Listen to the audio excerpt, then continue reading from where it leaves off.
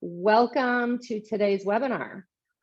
Today's webinar that we're hosting here from Gaggle is about the dangers within social media waters.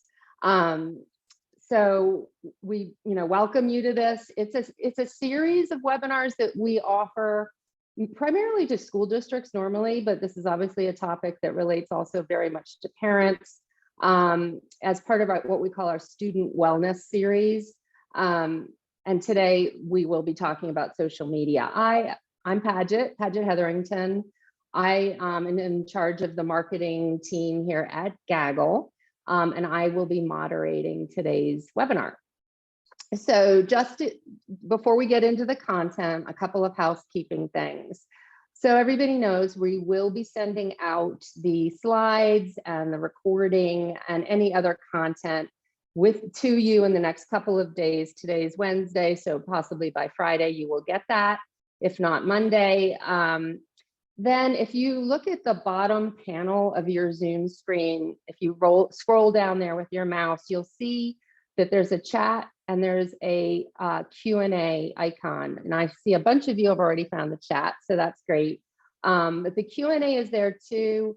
We would love to hear your questions, and you can put them either in the chat or the Q&A. And the idea is that when we get through our presentations today, we will get to those Q&A. So, we will answer all of your questions. Okay, so let's see. Those are the housekeeping items. Now, I would like to introduce our two guest speakers for today's webinar. Both of our speakers are thought leaders, helping both educators and parents understand the balance between, as we all know, an increasingly digital world that is very complex and can be challenging for youth mental health.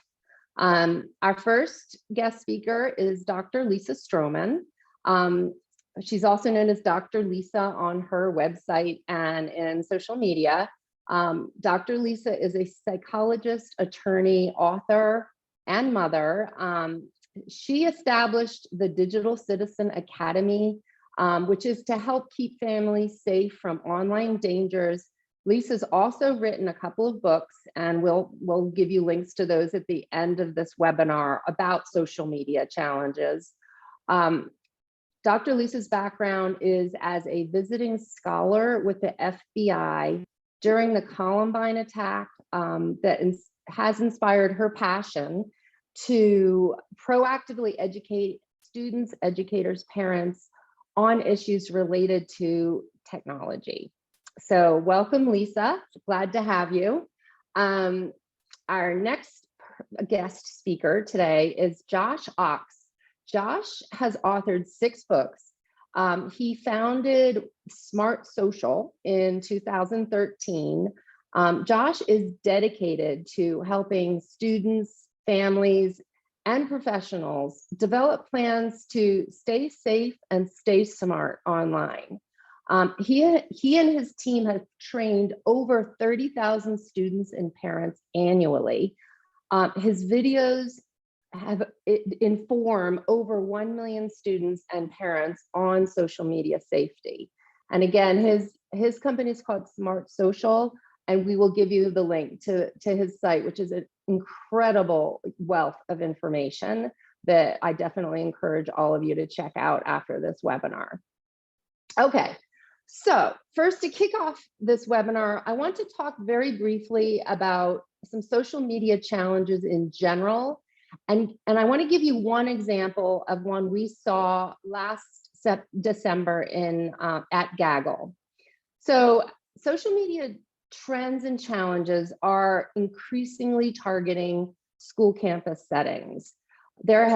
You might have all heard of some of these, but there was the MoMA challenge, there was the Tide Pod challenge, there are a whole plethora of challenges.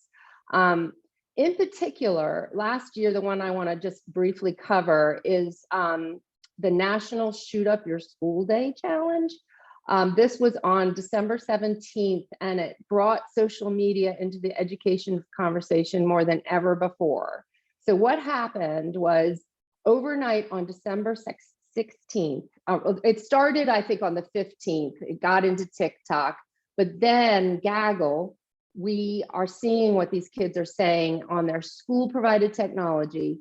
So the National Shoot Up Your School Day Challenge basically was trying to start school shootings. And what we observed at Gaggle between 7 p.m. and 7 a.m. of December 16th to the 17th was an incredible, unprecedented spike in alerts relating to school violence. So we saw the spike was a 1,068% increase from previously at Gaggle. So huge. We don't monitor social media accounts or web browser history. We're only monitoring what kids are communicating in their school provided technology. And this is what we saw. It left educators, parents, and students in a state of fear. So between 10 p.m. and 7 a.m. the next day, we flagged 166 student safety incidents, which means incidents that we felt needed to have an immediate call to the school district because we really believed that this was a situation of potential shooting in a school. We flagged more than 20 incidences each hour, which is more than we see in one night overall. And in fact, on this particular evening, it increased tenfold from the same time frame one night prior. So just to give you a sense of kind of the breadth of the amount of kids across the country who were talking about this, like immediately. The next slide I'm going to show you is just a couple of examples of what we see. I mean, these are just three, and I won't read through them, but you know, this is the sort of stuff that kids were saying to each other and to their teachers and various other people about the fear of what was going on with this particular challenge. So, you know, that's kind of what I wanted to kick this off with. We saw this one specific one, you know, as it was happening on December 17th last year, but there's a lot more. And Lisa and Josh are going to take you through a lot of great information. So now I just want to remind everybody first to definitely give us your questions in the chat and the Q&A throughout the webinar, and we'll get to those at the end. So without further ado, I'm now going to hand this over to Dr. Lisa Stroman. So over to you, Lisa. Thank you so much. I appreciate it. I think where I want to start is really probably getting into kind of the psychology of why some of these things are happening.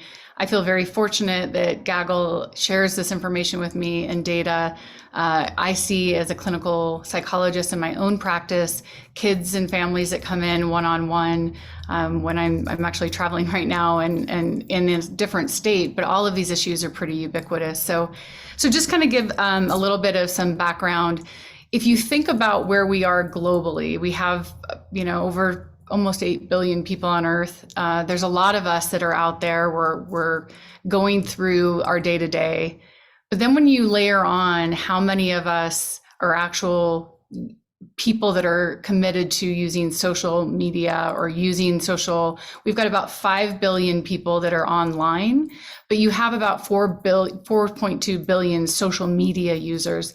So there's a huge amount of information. So if you break it down, it's in the cotillions of data bits. And so if you really look at where our children are and where we are even as adults in the world, is that there's so much information, there's so much noise out there that it's really hard to actually stand out.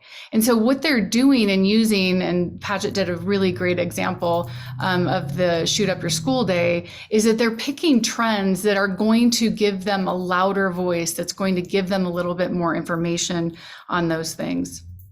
So, and essentially, we are giving them like these platforms and this training. And to me, that's all about where they are standing in the world. So this is about likes. It's about getting people to notice them.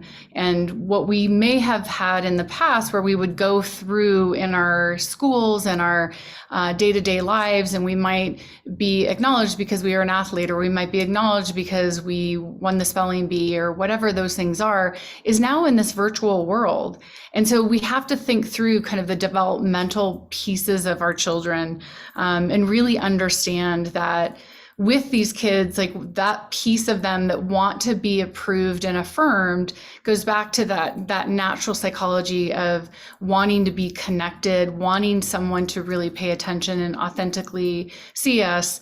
And that is harder to do in this online world, because we really aren't authentically validating one another in these platforms. And so it's very confusing to kids. And so it goes back into this reaching for the number of likes, how many people liked my post and who liked my post and how many people shared it. So all of those things on social are really what is the underlying issue from my perspective of looking at the why behind kind of, we have this global phenomenon, because it doesn't really matter. I'm in the middle of Wyoming in a very, very small town, and they are having the exact same issues that I had in a consult with a group out of New York last week. So it definitely is a ubiquitous issue, and Josh is going to get into some more specifics later as well. But let's go into the psychology a bit. I'm going to dive into a little bit. This is not by accident. The addiction of social media is true, and there is definitely a component that they're actually getting this anticipatory need to jump in. There are behavioral neuropsychologists that get hired to go through and understand that dopamine reward pathway and how they actually nudge our kids on social media. I do think it's really important to recognize that it wasn't originally created in a thoughtful way that children would be on these platforms. So the psychology of social media, of like being able to understand kind of how it's built, I think is really, really important. I spend a lot of time in my private talks talking about that so that we understand it a bit more. It reminds me of the article that came out, or articles, I should say, that came out. If anybody doesn't remember, Mark Zuckerberg, I believe it was in 2014, maybe 2015, but he came out and was really, really excited to share with the world that on Facebook, at the time, he was able to go in and take 600 accounts and manipulate people's moods. And I was really, really shocked, just as a professional in the field of psychology and an ethical scientist, that he was actually out there admitting that he intentionally went into 600,000 accounts and went in and changed the feed just to see if he could control mood. And he was, I think, from a tech standpoint, really excited to share that without even ever thinking about, obviously, the psychology of that, the manipulation, and how that would have come off to the public that was actually the ones being manipulated. But I think that was really the first window in. So we've known now for over a decade that we are being influenced by it, that they do have the power to be able to push us into using technology more. And again, with our children, age normative, developmentally, they don't have the executive function of that frontal lobe to be able to make those decisions.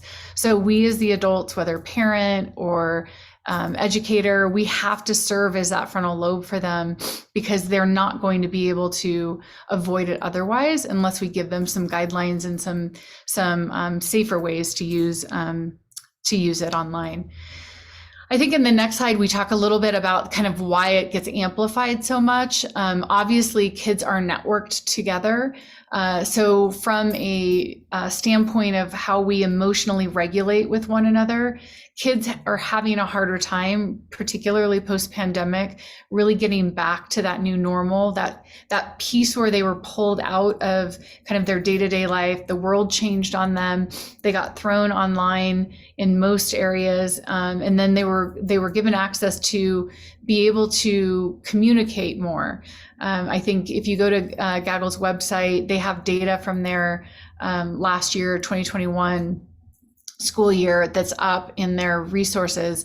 And it talks a little bit about how elementary school aged kids, so we're talking like the 6-year-olds till about 11, that they had a 252% increase in suicidal ideation and self-harm that they picked up over these 5.8 million kids that they watched. So again, like the amplification of it is that they're sharing these things with everyone.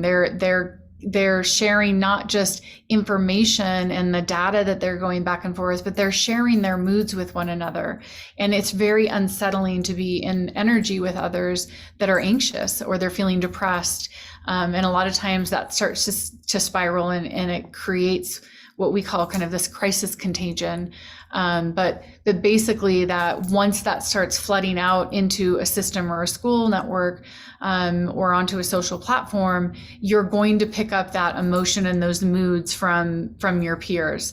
And again, it's not anything that they're intending to do. It's really more of what happens, because when we feel like we're involved, just like if we're in an office and we have colleagues, we want to go and communicate with them, have a cup of coffee, see what's going on in their life.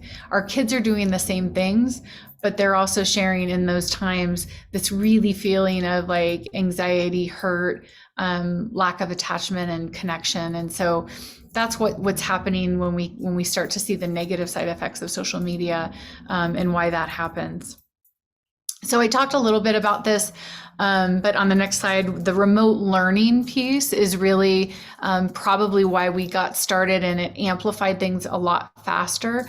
What happened that I can tell, just talking to several districts across the United States, is that during that time that they went into those remote learning times, like a lot of those kids were thrust into technology at younger ages that they weren't really prepared for. We didn't have time, the schools were just trying to get the academic world to keep going. And so a lot of times, like we assumed or we hoped that we'd have parents at home that were monitoring things. But then again, like we also had jobs and people were doing their own things. So that remote learning piece really did fundamentally change, I think, not just their emotional well-being and how they shared information, but it's also changing kind of from an academic learning perspective of not really always feeling that need to have that connection with a teacher that we once did. And obviously, we went into that lack of peer connection when we were on the remote. But I think what I'm wanting to speak about here is really social media actually does disconnect other kids from peers from a psychological and emotional well-being state. It's really more about sharing the data versus than authentically being present with one another. And so we're seeing that these peer relationships are a little bit like the ability to swipe left or right on things. And so kids can come and go much easier without really feeling that you have a connection there, which makes of course, in turn, a child feel unwanted or unworthy and those things. So, which leads to the anxiety and things like that. And then the teacher-student anxiety, one of the things I want to speak about, and this has been really interesting to me, like teachers really did everything they possibly could, administrators, everything they possibly could.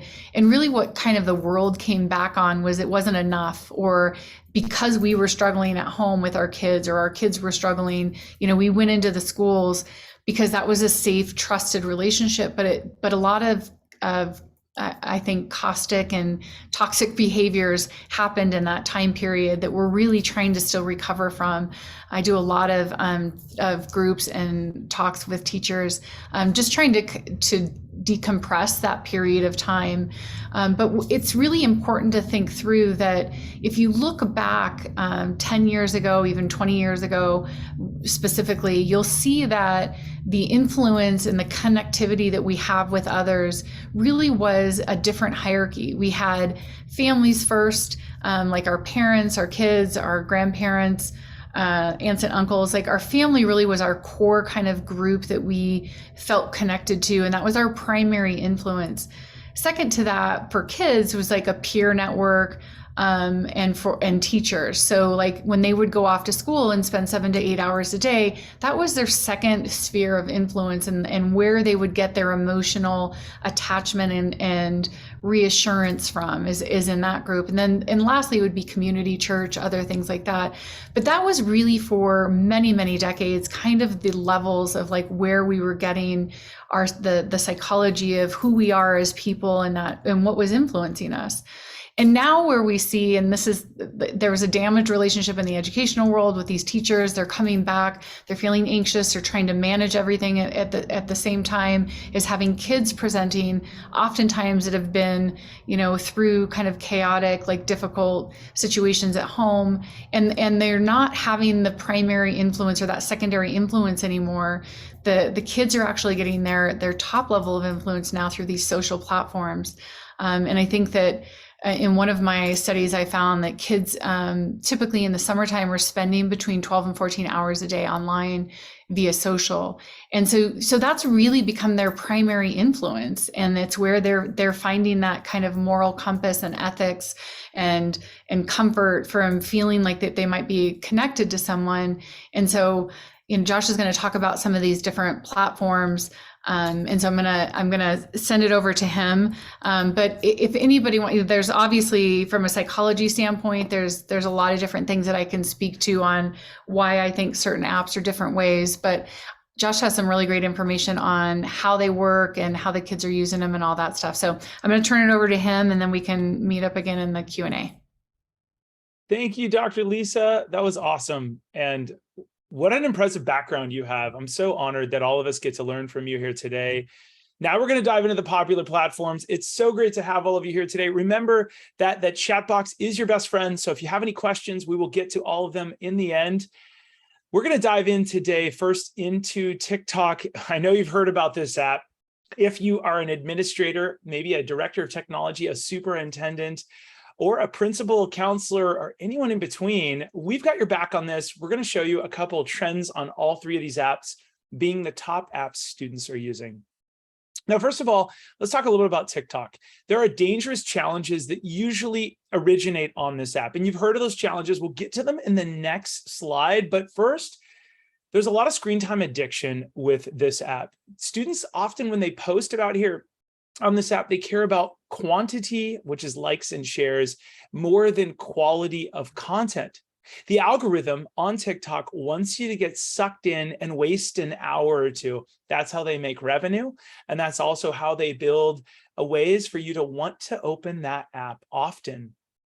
And that's how they make money as well. When you open that app often, you're called a monthly user, and they want you to be a daily user. Now, students tell us that they feel less focused after an hour of TikTok. At first, they want to go, I love it, I love it. It's like sugar. But then when you truly ask them, and you ask them to dive in deep, which we do on our podcast often at smartsocial.com, we'll ask them, how do you feel after an hour? And they'll say, I kind of feel less focused.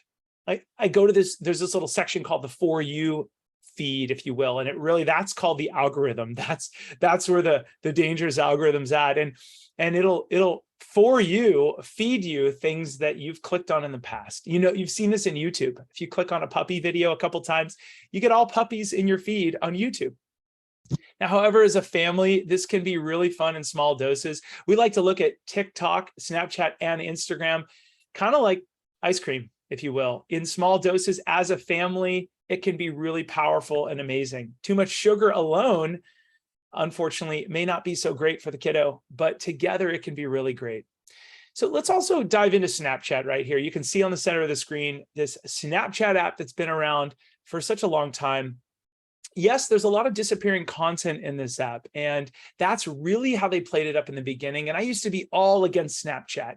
And you're probably maybe thinking, wow, this causes so many problems on our campus. We're a district or a school, or I'm a counselor, or I'm a teacher, and this just causes so many headaches. Yes, it will. And in fact, some of the content in there is not so great. It's made for college students. It's not made for kiddos the age of 10 to 18 who are often on that. Now, I know that Snapchat says we want students at 12 plus on there, or 13 plus, depending on your state and federal and local laws.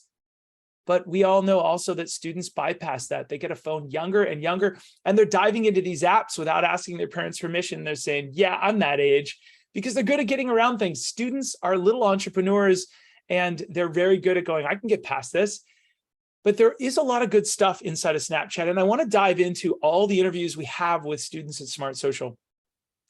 So some of the things students are telling us right now and the positives, and we have this whole new thing coming out with a bunch of students saying, what are the things that you wish your teachers and your parents knew more about when it comes to making sure that they understand how you use the apps? A student told us yesterday, I wish they knew that we use Snapchat in addition to keep up with the my other students in cheerleading, so that we can coordinate with them to let them know what time cheer practice starts or football practice. Some students have told us that some of the positive benefits of Snapchat, and there are downsides, don't get me wrong, but we have a balanced approach. Not everything is terrible. Some students say if a student misses class for some reason, we'll take a picture of the actual homework assignment on the whiteboard, and we'll put it on our stories, and all the other students can go see it. Or it's really easy to just send it to another student yesterday. Once again, we do all these student interviews and put it into our program for other students to watch. One of the students said, it's so much easier for us to connect with other people on campus that we met on the first week of school by just getting their Snapchat or Instagram username instead of getting their phone number. And part of the reason of that is when you get a phone number, it's for a student. Let's dive into their head for just a sec. There's no photo attached. You can't see who is this real person. But when you see their Snapchat, you can keep up with them. You're getting content from them. You can message them. You can see a past history and all that interesting stuff. All right, let's dive into Instagram. And many of you know this. We're going to backtrack for just one quick sec. Forgive me. TikTok, well, I love them. They're not based in the US. And I want all of you educators to think about it this way.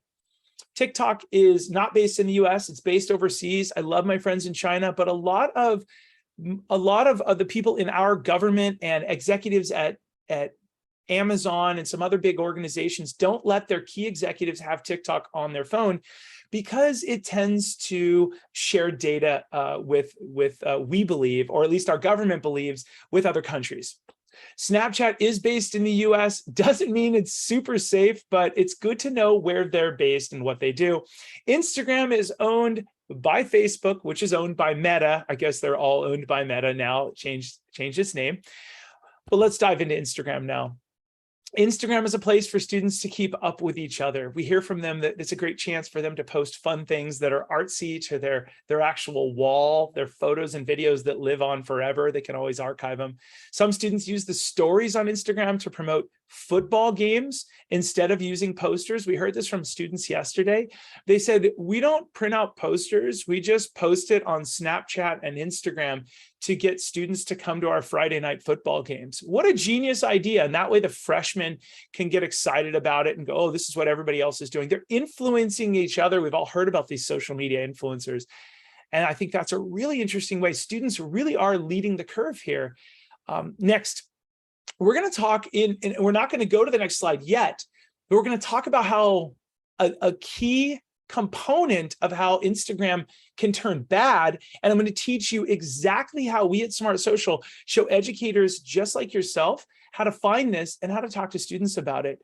But Instagram can be very positive. Now, I want to just pause for a sec. This can get very negative. We want students to be whole on the inside, to discover themselves so that someday they can get discovered online. What do you mean by that?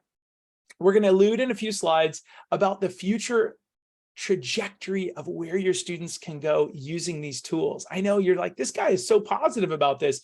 There's a lot of drawbacks, but in order to get the respect of students that we at Smart Social work so hard to do, as they show many of our videos in the classroom and at home, to walk students through what they can do, the power of this is we do start off with, there's a lot of positives, but let's look at some of the caveats. Okay, let's dive on in to the next slide. We're going to dive into what I typically teach in my parent lessons. Now, pre-COVID, I got the great honor to speak to about 250,000 students all over the country. Before COVID hit, I was the pep rally guy teaching them how to shine online. Here's what we do. And I'll tell you what, I used to work at Disney Studios in brand marketing. It's hard to talk to a group of executives, but it's way harder to get a group of 1,000 high schoolers to pay attention. So what I'm going to do is show you some of the stuff we do. And I was probably built for this because this is the energetic person that I am. But let me show you some of the stuff that we teach in our parent lessons. Now you're thinking, wait, I'm not a parent. You're going to find this, I believe, very helpful because you'll be able to pass this on. We are, I believe, recording this today, and you'll be able to, at the end of this, take a bunch of pictures of these slides if you want to. Go save some lives with this. So first of all, parents are asking, what is a Finstagram? I'm going to tell you, let's set aside that word Finstagram for just a hot sec, parents and educators. Instead, let's move into the first bullet. Let's talk about Instagram. Now, that logo you see on the right-hand side is the #1 Instagram logo. There's one official Instagram app that you would look for in the App Store. And on the next bullet, you're going to see that each Instagram app can administer and manage 5 or more Instagram accounts and usernames. I want you to think about this like your iPhone. You know how you probably have your personal email in one section of your iPhone, and you've also added your work or school email into the other one, and they're all synthesized into one inbox? Well, guess what? Instagram can do that now too. And on the next bullet, you're going to see that each username has an individual login that needs to be added to that app inside of it. Now, you're also going to see here that there's a chance that your student might be managing a friend's account for them, or maybe they set up a fun account to mock a teacher, an administrator, or other students at school. It seems harmless. However, you're going to notice that these other accounts are called a Finsta, fake Instagram, Finstagram, or spam account. I want you to keep a look at all of these keywords right here. And I know what you're thinking. Josh, how do I find these second Instagram accounts on my student phone? Excellent question. We're going to dive into the next slide. And I'm going to show you in 3 basic steps how you can do this. Finding a second Instagram account. Now, first, you got to do this from your student's phone. Because remember, if you gave somebody your phone but didn't log into one of your accounts, they wouldn't be able to see your other accounts that you haven't logged into. So you have to do this from your student's phone because they're the only ones that are logged into multiple Instagram accounts. Number 1, open their Instagram and press the profile photo icon in the lower right of Instagram. You can see my little head there that we're circling right now. Number 2, press the username in the upper left of the screen. In my case, it's Josh Oakes. And number 3, alternate usernames may appear. And these in the bottom right are the other accounts that students can toggle between to bully, spread rumors, chat with strangers, etc. Now, in just a few moments, what these slides will do, if you wish to share them with parents in your community or other educators, is it's going to show you that students can create these other accounts very, very easily inside the Instagram app. They can set them up. And in some cases, over the past several years, Instagram has said, you don't even need to verify your email. You can just create accounts in there very easily, which is unfortunate because let's dive into the next slide. We're going to see how this can impact student safety on campus. And by the way, quick shout out to Gaggle today for hosting this for everybody in here. It's so great to see everybody in the chat rooms, but we're going to get into some very serious stuff. You see, we're going to dive into some of these dangerous challenges, and I want you to know about each and every one of these. But before we get into them, what I also want you to know is that even if these challenges, you may hear from somebody, oh, I heard that was a hoax. I think Padgett in the beginning mentioned the Momo hoax, right? Or the shoot up the school challenge that Padgett brought up.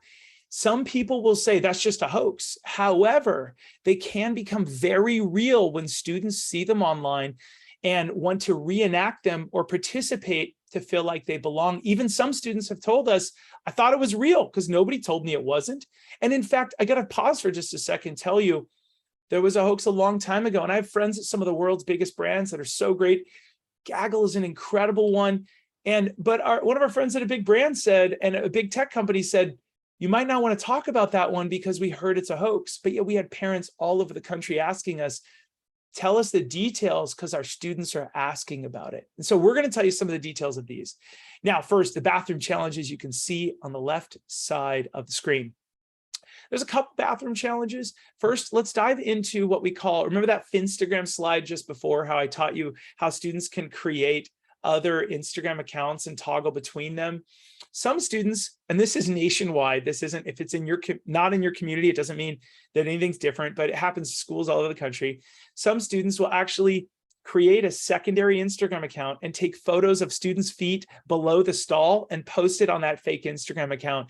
And it's called, let's say, XYZ high school student feet or bathroom stalls or something. And they'll just take pictures. And while it sounds humorous at first, they'll also make other ones of students sleeping on campus. And a few of these students will run this one Instagram account. And oftentimes the principal and the counselors will be really frustrated. Like, who's bullying our other students? Who's doing this? We want you to know, now you know how to look at your student's phone and find that. But that's one of the bathroom challenge ones. Another bathroom challenge is damaging the bathroom and taking videos and photos of it to get more likes and views. We interviewed some students yesterday on this. It's called the Devious Licks Challenge. Some of you might know about it as the Demolish the Bathroom Challenge or the bathroom challenge, just period. And it really was in the beginning about how do we take things? And then some students says, how do we take things from the bathroom? And then it evolved into how do we hurt the bathroom? And students thought it was funny at first, break the toilet, tear down the door off of the stall, ruin the actual faucet or the sink, take the soap dispenser and yank it off, break the mirror. Now, we as adults, we're not laughing so much, but I will tell you, the students that we interview and listen to and just really try and collect data, because that's what we do at Smart Social, collect that data, make it student friendly so we can get them to go, oh, wow, I now see those trends and I'm changing my behavior just a little bit based on those trends and educating parents on it. Students at first thought that's funny, but then they start realizing, wow, there's all kinds of ramifications that we'll talk about in the future. So those are the two bathroom challenges, the biggest ones right now, taking pictures of students' feet and damaging the bathroom that you probably heard of. I want to talk to you about this Orbeez gel gun challenge that's so important. Now, let me tell you what the challenge is. Participants fill an airsoft gun or a replica toy gun or a gel blaster toy gun with gel balls like with Orbeez water beads. Not Orbeez water beads, a little tiny water beads that can pop pretty easily. But some and they put them inside of these little tiny guns that you can click or it shoots air, it has compressed air in it, and it shoots them pretty fast. The water balls, the little things that they're made to shoot out, will usually hit something and go splat and turn it into water. Pretty harmless. You want to obviously protect yourself.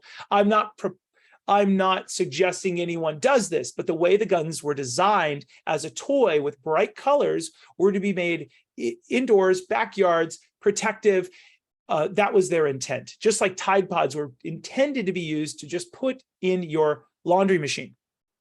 However, some participants freeze the gel beads, making them harder when they hit a person or an object. And after filling their toy with the gel beads, participants record themselves shooting at people or objects to see what harm they can cause to other people or property. Now, this is devastating, but on July 17th, in July of this year, a 17-year-old teen in New York was thought to be participating in this TikTok challenge and was seen by an officer with a gun in a public space and was shot. Absolute devastating consequences. And it's something that a rich dialogue with students about these could perhaps help to show the students there are consequences. Let's dive into the last challenge you see on the screen right now. Slap a Teacher challenge is pretty simple. Some students run down the hallway, they get a friend to video it, they slap a teacher in the back as they walk by, and the teacher is startled and doesn't know what to do. Once again, it's recorded, it's put online. It will cause a lot of anxiety on campus with staff who are doing their best to just serve students and become a part of the challenge without wanting to participate. But Josh, that was just a hoax or whatever. It becomes more of a hoax when students see it online. They go, whoa, that might be bad or it might not be, or they think it's funny, or they want those likes, views, subscribers, and everything that social media gives us. Okay, we're moving on to the next slide. Now, the first thing we're going to talk a little bit about is data security and child safety. I'm going to move quick. I'm so grateful to all the educators that are here right now. Platforms pose risk if the information we put on there is not handled appropriately. So students might share information that helps strangers know more about their home address, where they hang out, or how to contact them about drugs, etc. Now, strangers will add, and that's number one, right? What we're putting online, and I think I'm preaching to the choir here. Everybody here knows we got to be careful. But number two, I want to tell you about a little trend that's happening. Strangers will add 25 friends online, and a bunch of the students will accept the friendship. Now, what I mean by that is they'll go into and they'll see, hey, this student is at this high school or this middle school, and they'll add them and they'll add all of their friends. Now, a bunch of those students will just go, oh, it's a new person that looks like they're 13 to 15 years old. I'll just accept them. Maybe it's the first week of school. I don't know them. Well, it makes it really easy to tell the students that they're already friends with friends. Like, oh yeah, we have 7 friends in common. I go to the school down the street, or maybe I'm like a junior at this school or whatever. So students start to trust people. In addition to that, and that's how they kind of get in. Like, I have a bunch of friends in common, Mom. They're my friends. They're in our friend group, right? And that's what a stranger, dare I say, predator or somebody else might want the student to think. In addition, kids are handing out passwords to other best friends and losing control over their account. They'll hand out passwords like, oh yeah, you can borrow it for the day to do this, this, or this, because I'm going to be traveling or whatever. And that best friend might not be a best friend that next day or the next week, and they might share it with somebody else. Okay, now let's talk really quickly about becoming guilty by posting, even without participating in something or in not participating themselves in one of these challenges. Someone can post under your account without you knowing, especially if you gave them your password and forgot to change it, and it's a month later, and now they're upset at you because they think you flirted with somebody else and so on. Or a student can post a prank thinking it's funny, and yet it makes them a part of the challenge. And even a like or a heart shares students' association with that challenge. We've all seen it in the news. A celebrity likes this, and then they're in trouble, and this happens everywhere. All right, let's move quick on the last one. Online brand risks for students' future education and career path. You see, our Google results are our new resume, and that new resume is perfect for colleges and employers, which we're going to talk about in just a second. We remind students that everything we do online, even if it disappears, can be screenshot and shared to a network that feeds our Google results, and we encourage them to go online and see what's currently out there. Now we're going to dive into the next screen, and we're going to take a look at this Google. You see, we tell students, rather than telling them what not to do, and I encourage every educator to try this out as we wrap this up. We encourage every student, rather than doing this, we say, let's go to Google and let's Google you. And they'll Google themselves and they'll say, none of these are me. Okay, yeah, but are there a ton of other people that come up that could cause confusion instead of clarity? And if they're causing confusion, would those other people who are in your Google results, who might be arrested or something bad happens, or they could be misunderstood to be you, could those people not care about their online reputation as much as you might in the very near future? So the first thing is, go Google yourself, search for yourself online. Step 2 that you see on the screen right now is decide what you want your future path to show. And what we often do is tell a student or ask them, what is your dream job, your dream career, your dream college, your dream internship? If you don't know, what's your dream industry? Or what do you not want to do? You know, we just get them dialoguing. And oftentimes we won't pressure them on the college. We'll pressure them, we'll ask them, let's dream big and think about your future career, because that causes oftentimes what we understand is less stress with the kiddos. So we'll ask them that, and we'll get them to dream big. And what do you want your Google results to look like if you're not if, in the next 1 to 4 years, your dream college, career, internship, or anybody else searches for you? And last, we encourage them, use your device with a purpose instead of a pastime. We encourage them, we want you to be online more, but we want you to understand and discover yourself. So one of the things we do at Smart Social is we have every student take a Myers-Briggs test to discover their strengths. It's pretty awesome. We have it in as part of our program. They discover their strengths and their weaknesses. They laugh about the weaknesses. We turn them into an asset. Then get your students to focus on the thing that we do is describe your passions. What makes you curious? And then describe your future path, career, dream job, everything else. We tie it all together, and that's what we call the Discover Yourself platform.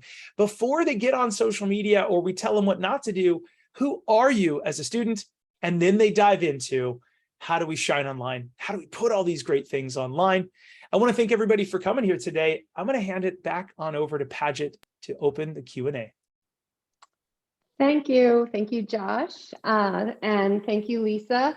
That was so interesting. I wrote down a whole bunch of things that I want to remember and share in the future from both of you. So what we're going to do now is we've gotten some questions. Thank you all for sharing your questions with us. And before I jump into that, feel free to add more into the chat. So I'm just going to kick it off. The first question we got was, it's about TikTok. And the question is, is there any type of accountability to TikTok for these threats that encourage, for example, school violence or various other things that are hurting kids? Do either of you have any idea whether there are is any kind of accountability with them or other platforms? Doctor, would you like to jump in on this one? Well, I mean, the issue of the accountability is depending on what you're trying to make them accountable for, right? So we have the Section 230 in Congress that protects them from, they're a publisher, they're not the ones that are putting the content on. So it's really hard to hold the platform themselves accountable for the behavior. So a lot of times if it's starting to unwind now, where a lot of parents are starting to do some more, I would say, creative ways to hold them accountable. But right now, the school districts don't have, the parents don't have any sort of ability to hold them in a legal standing that I've seen. Josh, do you think you have any other? We go back to an excellent way to state that, and so true. We go back to just teaching students, and that the number one safety thing in the world is that rich dialogue between students and getting them to plan their future. And they'll probably behave a little bit differently online when they have something to lose, because they have a goal and a future and a path. We can't hold these people accountable. Even if you try and go to Meta, who's based in the US, and tell them all this stuff, it's even harder with TikTok. They're trying to act like the good people. There is a lot of other information that comes out where there's privacy concerns. That doesn't mean they're terrible. It just means that we need to be cognizant that if you're eating sugar in moderation, it's okay. But be cognizant of how much your kiddos are on and what the downside could be. Right. Not too much ice cream, anybody, right? Exactly. Thank you. There's Eric in the chat just mentioned, and this isn't really a question, but it's an interesting point, that these platforms actually obviously can be very powerful and very positive. This person, Eric, thank you, Eric, for participating. He's an influencer on TikTok and Instagram and has a bunch of followers. As a result, he hasn't been able to, actually get more business. So I guess my question or thought on that is, you were saying, Josh, about, kind of educating these kids about their future digital sort of imprint. And, maybe one of the things to do is to explain to them that this is actually something that could encourage their future career, right? You were saying that. And I mean, I wonder if either one of you have any thoughts to, like, let's try to turn it on a positive. Let's see what we can tell them so that they stop doing the crazy stuff, right? Would you mind if I do a simple parallel, maybe an example, Sure. a parable, if you don't mind? These devices that we all have, these $1,200 Apple or Android devices, so expensive these days, right? But they really are just like a vehicle, and they're like a Ferrari. So if you give the keys really quickly to your kids and you don't explain how to drive, and you don't explain what the purpose of this device is, the positive side is they're going to do donuts in the parking lot and probably hurt themselves. But if you were to carefully teach them positive driving actions and behaviors and defensive driving and how to get from point A to point B and how powerful this is and what it'll do for their future and how it can help them, because we can't keep them from a vehicle. We can't keep them from somebody driving to college, to their job. They're going to be using this vehicle, whether it's a Ford or a Ferrari. And so what we often do is just show students early on, hey, you are a little adult in our eyes. We're going to show you how to get hired and fired. We're going to show you all the good and bad. And you're going to find this out elsewhere, but let's show how bad this can go in a fun way and laugh with it. And let's also show how positive this can be. What do you want to do? And the biggest question, as I said in my slides earlier, is how about you calculate that in your head? And we're here to listen. We'll wait. What do you think we should do? Usually we'll arrive at the right thing. Well, yeah, we probably don't want to do donuts in the driveway with this Ferrari you gave me because this might happen. But it kind of has to come from inside from what we're doing. Otherwise we become preachy instead of just working with them, in our opinion. Right. I mean, and Lisa, you said this, I thought it was great what you said about how parents and educators have to actually be the frontal lobe for these kids. I mean, so give them the Ferrari, but they don't have the frontal lobe yet. So how do we handle that? Anyway, do you want to add to that at all about, Yeah, I mean, educators? I think Josh has like I'm just going to mention your book that I like that you wrote, Josh, that the Light, Bright, and Polite. Like it's really teaching kids what his approach is. Like if we were not going to be able to stop them from being in these circles, how do we at least give them the direction to do the right thing? And it's no different that at home, if we're coming home, here's what your chores are, here's what your diet should be, here's what your exercise plan. Like as parents, that's our job to go in and teach them the right ways to do it. So it's no different on social media, and there's a lot of again, like the psychology and the science behind like why and when you should do that, and some windows that you could avoid. Those are all things that Josh and I aren't on opposite sides. We're working in this field together, trying to figure out how do we do it in a way that that keeps most of the kids in our future taking care of us better. It's what we need. That's And I right, think don't we? what Dr. Lisa is also saying, and she's so good at this, is parents and educators, you're communicating with parents who won't always be there. There'll be a time when the students are at school, and there's also a time when students have a device and parents aren't sitting right next to them. How do they make great decisions or drive wisely with that vehicle that you are handing them when you're not around? And that's really what we're all trying to do here. And we're all kind of working together, is making students, giving students that wisdom so that they're doing great things. Absolutely. And that brings me to the next question.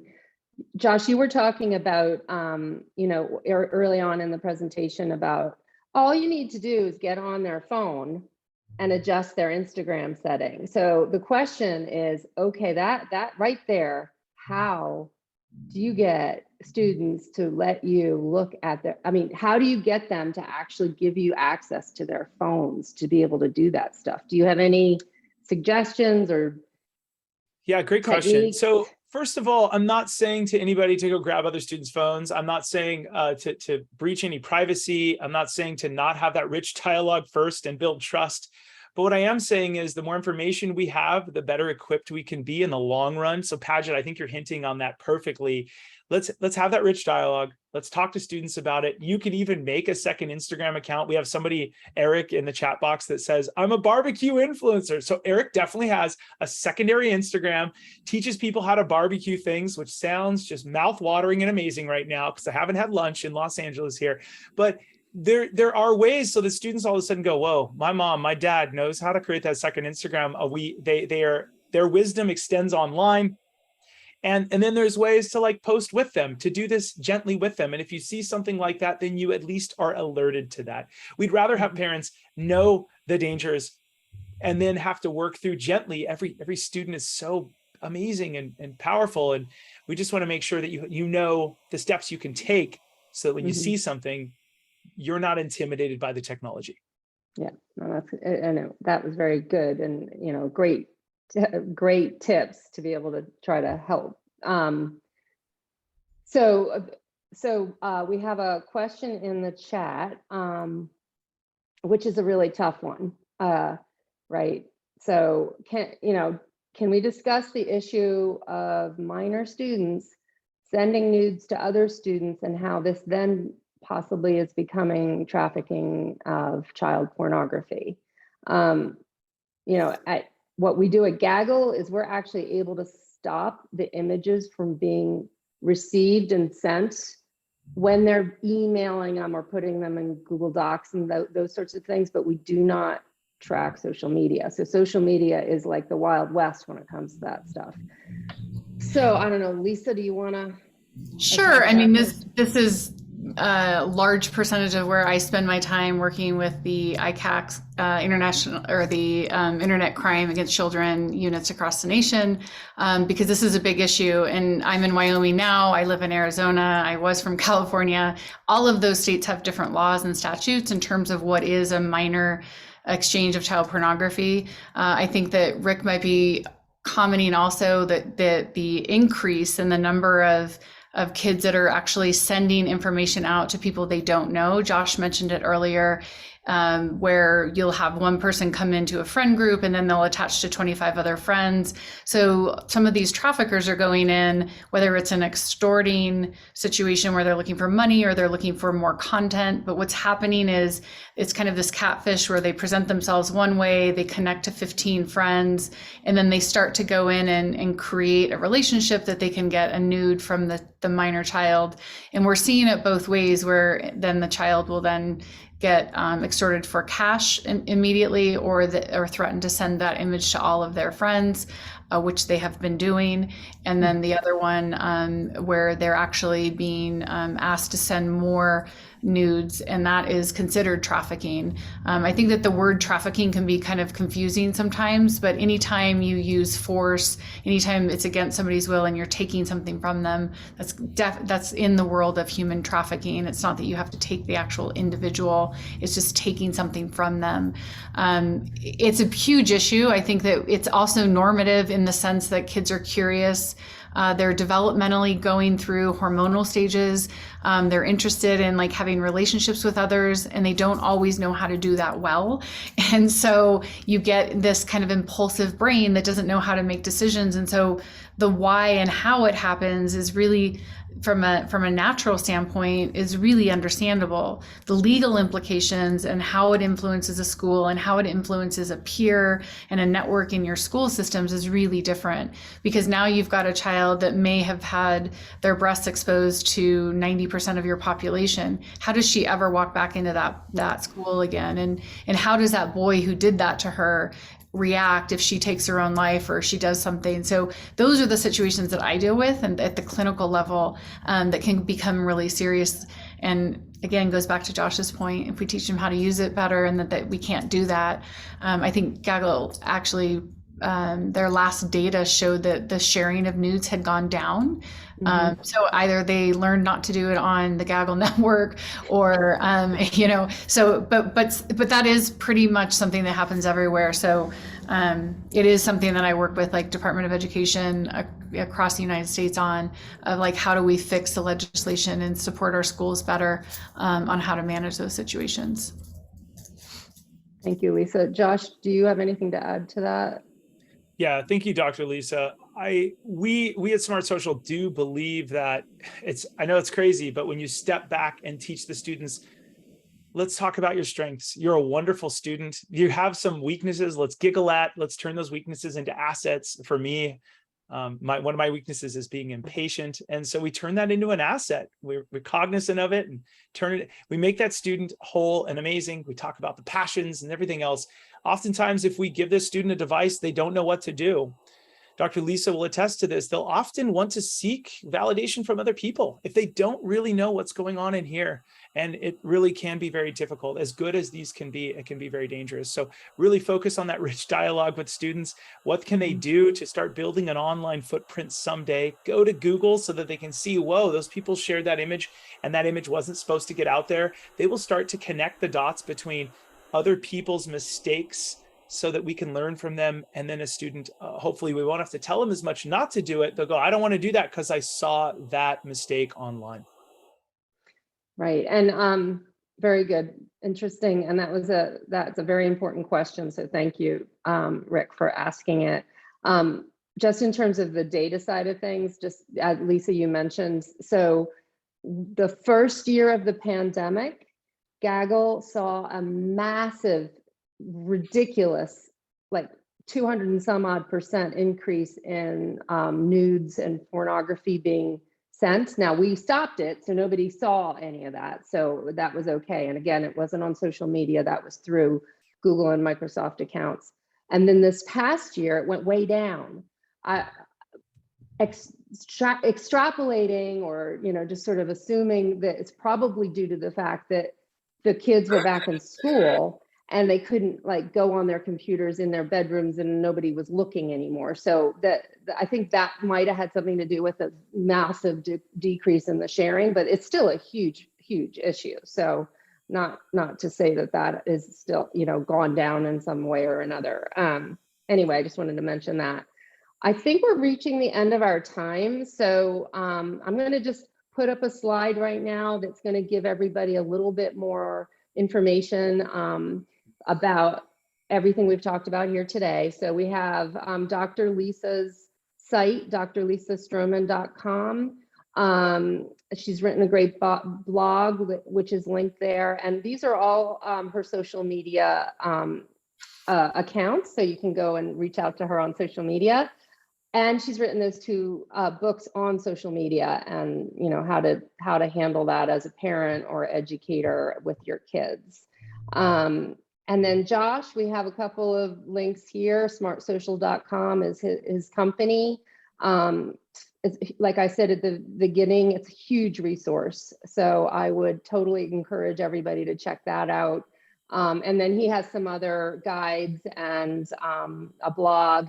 The app guide, good versus bad, super cool. Like their team has figured out like a way to kind of analyze these things and which are the ones that you really ought to worry about, and et cetera. So I would definitely look at that and his social media. And then Gaggle, we have a variety of resources that I would encourage you to check out if you're interested in finding out more about this topic. So, and our social media accounts. So that is what we wanted to cover today. So I want to thank Josh. I want to thank you so much for joining us. That was excellent. And also Lisa, thank you for joining us and for sharing everything you did. We really appreciate that. And we will be sending out the slides and the recording in a couple of days. And I will also look at some of the questions and make sure that we answered all of the ones that you all put in because we just are now over our time.